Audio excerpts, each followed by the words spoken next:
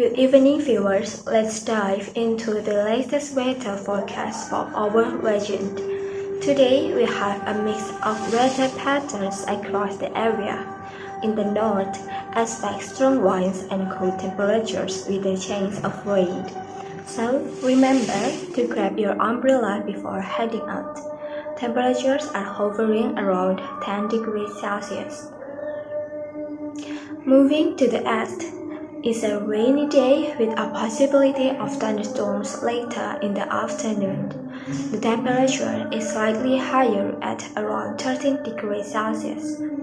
Meanwhile, in the west and central regions, it's dry but cloudy, so no rain expected.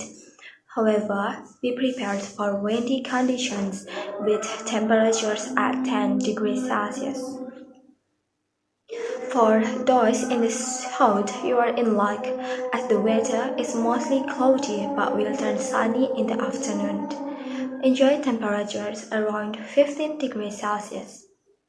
Stay tuned for more updates on tomorrow's forecast. That's all for our weather report today. Back to you at the studio.